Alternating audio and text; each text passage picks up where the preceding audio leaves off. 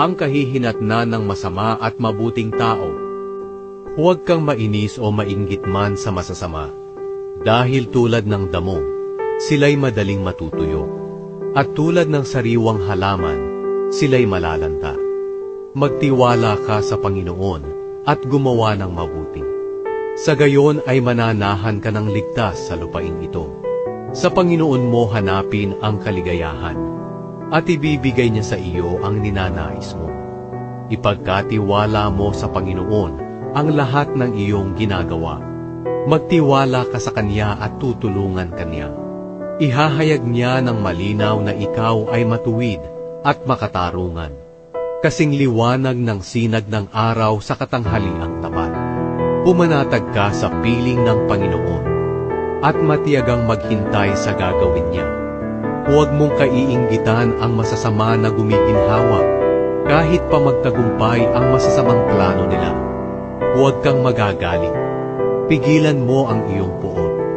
Ni huwag kang mababalisa, dahil ito sa iyo ay makakasama. Ang masama ay ipagtatapuyan, ngunit ang nagtitiwala sa Panginoon ay mananatili sa lupaing ito. Hindi magtatagal at mawawala ang masasama, at kahit hanapin mo man sila, ay hindi mo na makikita. Ngunit ang mga mapagpakumbaba ay patuloy na mananahan sa lupain ng Israel ng mapayapa at masagana. Ang mga masama ay nagpaplano ng hindi mabuti laban sa mga matuwid, at galit na galit sila, ngunit tinatawanan lamang ng Panginoon ang mga masama, dahil alam niyang malapit na ang oras ng paghahatol. Binunot na ng masasama ang kanilang mga espada, at nakaumang na ang kanilang mga pana, upang patayin ang mga dukha na namumuhay ng matuwid. Ngunit sila rin ang masasaksak ng kanilang sariling espada, at mababali ang kanilang mga pana.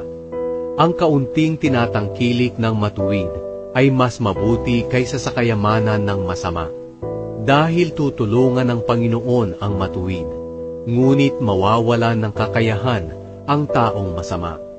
Araw-araw, inaalagaan ng Panginoon ang mga taong matuwid, at tatanggap sila ng gantimpalang pangwalang hanggan.